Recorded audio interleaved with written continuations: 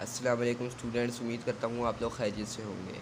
तो आज हम लोग सॉल्व करेंगे एक्सरसाइज 1A का क्वेश्चन नंबर 5। 5 के दो पार्ट्स हैं, ए पार्ट और बी पार्ट। तो हम लोग ये दोनों पार्ट सॉल्व करेंगे। तो चलिए स्टार्ट करते हैं क्वेश्चन नंबर 5। तो स्टूडेंट्स, ये क्वेश्चन नंबर 5 है। इसमें बोल रहे हैं for each of the following y is directly proportional to x. यानी हर पार्ट के लिए जो वाई है वो डायरेक्टली प्रोपोर्शनल है एक्स के। तो अभी देखिए ये टेबल है, इसमें कुछ जगह खाली है और कोई बस एक दी हुई है। तो इसकी मदद से हम लोग पहले फाइंड करेंगे, उसके बाद फिर बाकी सारे पार्ट भी फाइंड कर लेंगे। सबसे पहले तो उन्होंने हमें क्या बोला है कि वाई डायरेक्टली प्रोपोर्शनल है एक्स के। अब देखिए इसको हमारे मुताबिक ख़त्म करने के लिए क्या हो जाएगा। इसको जब हम लोग ख़त्म करेंगे तो हमारे पास इक्वल आ जाएगा और साथ के आ जाएगा। के क्या होता है? कांस्टेंट होता है। तो अब हम लोग इसमें देखिए वाई, देखिए ये एक्स की वैल्यू है और ये वाई की वैल्यू। पहले हम लोग ये वाली यूज़ करेंगे ताकि हम लोग के की वैल्यू फाइंड कर लें, और जब के की वैल्यू फाइंड कर लेंगे तो उसके बाद फिर बाकी पार्ट्स भी फाइंड कर लेंगे, जैसे हमने क्वेश्चन नंबर 4 में किया था। तो आप देखिए हम लोग पहले ये देखिए एक्स की वैल्यू 24 है, तो एक्स की 24 पुट करेंगे और वाई की 6 है। यहाँ पर वाई की जगह 6 लिख देंगे और के को ऐसे ही रहने देंगे और एक्स की जगह 24 पुट कर देंगे। अगर फिर 24 यहाँ पर मल्टीप्लाई हो रहा है तो उस तरफ आकर डिवाइड हो जाएगा। तो अभी इसको डिवाइड कर लेते हैं। 6 divided by 24 is equal to k. अब देखिए 6 1 जा 6, 6 जा 24। के की वैल्यू हमारे पास क्या आ जाएगी? 1। देखिए ऊपर वाला 1 आपने छोड़ना नहीं है, ये साथ लिखना है। 1/4 ये हमारे पास क्या आ गई है? के की वैल्यू आ गई है। अब इस के की वैल्यू को हम सारे पार्ट्स में यूज़ करेंगे और बाकी सारे पार्ट्स भी फाइंड करेंगे। जो अब हम लोग यहाँ से शुरू करेंगे। तो पहले ये वाला सॉल्व करेंगे, फिर ये वाला, फिर उसके बाद ये और फिर ये। तो अभी हम ये वाला सॉल्व करने लगे हैं। ये मैंने इक्वेशन लिख दी है और ये एक्स की वैल्यू हमें उन्होंने 4 दी हुई है और ये वाई की हमें फाइंड करनी है। अब इस इक्वेशन में हम लोग ये वैल्यूज़ पुट करेंगे। के की जगह हम लोग 1/4 लिख देंगे और यहाँ पर एक्स की जगह हम लोग 4 लिख देंगे। तो अब ये देखिए ये 4 से कैंसिल हो जाएगा, तो हमारे पास आंसर क्या आ जाएगा? 1 आ जाएगा। हमारे पास 1 आंसर आ गया है, इसको हम लोग इस टेबल में लिख देंगे 1। तो अब हम लोग ये वाला पार्ट शुरू करते हैं। इसके लिए इक्वेशन लिख लेते हैं y is equal to k x. अब देखें x की वैल्यू उन्होंने हमें 20 दी हुई है और y की हमें फाइंड करनी है। चलिए शुरू करते हैं। फिर y की जगह यहाँ पे y लिखेंगे और उसके बाद के की जगह 1/4 लिख देंगे और x की जगह 20 लिख देंगे। अब देखिए इन दोनों को डिवाइड करेंगे। अब 4 1 ज़ा 4 और 4 5 ज़ा 20। अब इसको यहाँ पे सॉल्व कर लेते हैं। ये y की वैल्यू हमारे पास क्या आ जाएगी? 5 आ जाएगी, क्योंकि देखिए 5 इससे 1 से मल्टीप्लाई होकर 5 बन जाएगा वापस। ये y की वैल्यू हमारे पास 5 आ चुकी है, तो इसको हम लोग टेबल में लिख लेंगे। अब हम लोग ये वाला सॉल्व करेंगे। ये तो हमने कर लिया था ना, ये था। अब हम लोग ये वाला सॉल्व करेंगे 9 वाला।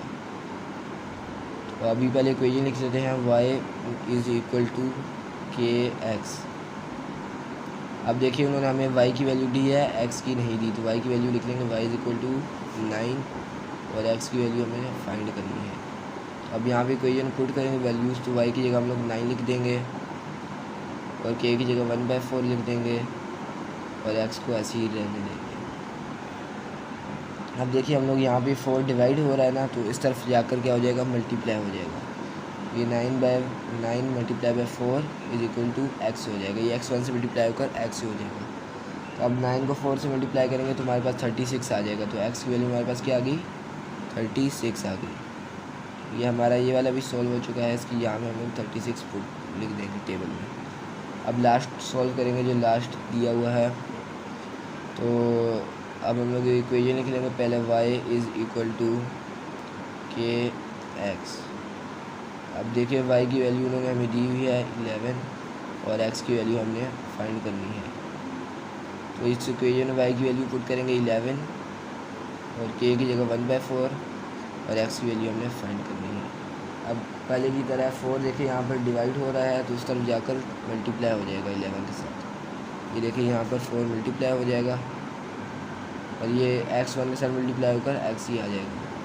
तो अब देखिए 11 जब मल्टीप्लाई हो 44 से मल्टीप्लाई होगा, सॉरी 4 से मल्टीप्लाई होगा तो हमारे पास क्या आ जाएगा 44 आंसर आ जाएगा इक्वल टू x। अब देखिए अब क्या करेंगे, इसको इस तरफ लिख दें, इसको इस तरफ लिख दें, x इज इक्वल टू 44। तो ये सॉल्व हो गया है और हमें x की वैल्यू पता चल चुकी है, इसको हम लोग यहाँ पर लिख देंगे। तो अब हम लोग क्वेश्चन नंबर 5 का बी पार्ट सॉल्व करेंगे।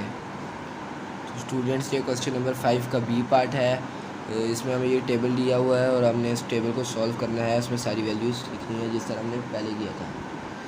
तो इसका क्वेश्चन वही है कि हम जो वही इक्वेशन यूज़ करेंगे जो हम लोगों ने ए पार्ट में यूज़ की थी। वो इक्वेशन क्या थी, y is equal to k x, और हमें इसमें k की वैल्यू पता थी, हम वो वाली k की वैल्यू इसमें यूज़ नहीं करेंगे, ये अलग टेबल है। इक्वेशन वही यूज़ करेंगे मगर जो वैल्यू है k की अब वो दोबारा से फाइंड करेंगे इसके ज़रिए। देखिए ये x की वैल्यू है, ये y की है।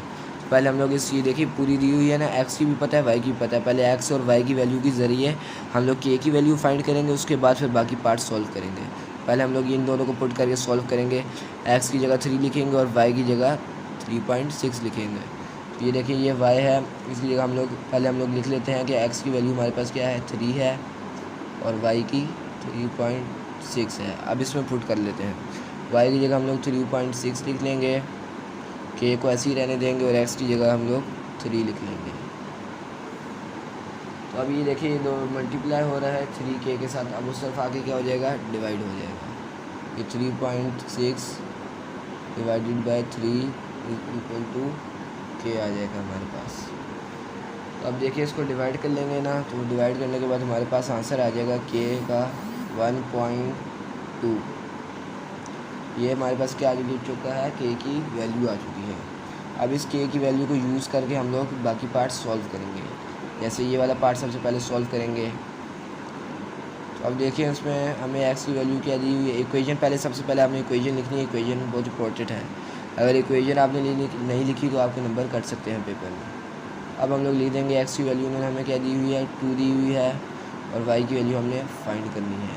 तो अभी देखिए यहाँ पर y को ऐसे ही रहने देंगे, k की जगह हम लोग 1.2 पुट कर देंगे और x की जगह हम लोग उसकी वैल्यू 2 पुट कर देंगे। तो अब देखिए इन दोनों को मल्टीप्लाई करेंगे, तो इन दोनों को मल्टीप्लाई करने के बाद हमारे पास आंसर आ जाएगा 2.4। देखिए हमारे पास आंसर आ चुका है 2.4। अब इसको हम लोग टेबल में लिख लेंगे।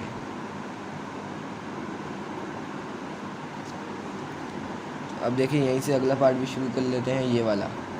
अब देखिए इसमें हमें x की वैल्यू क्या दी हुई है 5.5 और y की वैल्यू हमने फाइंड करनी है। सॉरी मैंने इक्वेशन नहीं लिखी, मैं इक्वेशन यहाँ पे लिख रहा हूँ, आप लोगों ने इक्वेशन पहले लिखनी है, उसके बाद फिर ये लिखना है। इक्वेशन आपने ज़रूर लिखनी है, इक्वेशन के बगैर आपका सवाल सही नहीं होगा। और ये मैं थोड़ा रफ कर रहा हूँ, आपने बिल्कुल ऐसे ही करना है, मगर हर पार्ट को मतलब कि अलग अलग करके करना है। जैसे लाइन लगा के एक इस तरफ किया, फिर एक इस तरफ किया, फिर एक इस तरफ किया, इस तरह करके अच्छा नीट करके करना है। क्योंकि फिर अगर मैं नीचे चला जाऊँगा तो फिर इस तरह आपको सही तरह समझ नहीं आएगी, तो इसलिए मैं सारा कुछ यहीं पे करने की कोशिश कर रहा हूँ। तो अब देखिए यहाँ पे हम लोगों को y की वैल्यू फाइंड करनी है और x की हमें पता है और k की भी हमें इन दोनों की पता है, इसके ज़रिए हम y की वैल्यू फाइंड कर लेंगे। तो अब देखिए y इज़ इक्वल टू लिख देंगे, k की वैल्यू हमें पता है क्या है 1.2 है, 1.2 और x की वैल्यू हमें पता है 5.5 है। तो ये हम लोग लिख देंगे और इन दोनों को अब मल्टीप्लाई करेंगे। तो इन दोनों को मल्टीप्लाई करने पर हमारे पास आंसर आ जाएगा 6.6। तो ये हमारा आ चुका है y। तो ये हम यहाँ पर लिख देंगे 6.6। अब हम लोग नेक्स्ट पार्ट सॉल्व करेंगे जिसमें ये है, पहले हम लोग इक्वेशन लिख लेंगे y is equal to k x. तो अब देखिए इसमें उन्होंने हमें y की वैल्यू दी हुई है 9.6 और x की वैल्यू हमने फाइंड करनी है।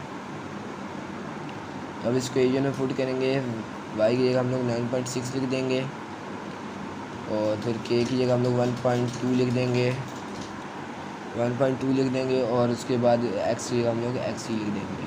अब देखिए 1.2 यहाँ पर मल्टीप्लाई हो रहा है, उस तरफ जा कर क्या हो जाएगा, डिवाइड हो जाएगा। तो 9.6 डिवाइडेड बाय 1.2 और ये आ जाएगा x। तो अब आप इसको कैलकुलेटर से डिवाइड करके देखते हैं तो हमारे पास आंसर आ जाएगा 8। x की वैल्यू हमारे पास क्या आ गई, 8 आ गई है। अभी हम लोग यहाँ पर 8 पुट कर देंगे। अब इसका लास्ट पार्ट है ये वाला, ये सॉल्व करेंगे। तो पहले इक्वेशन लिखेंगे k is equal to y is equal to k x.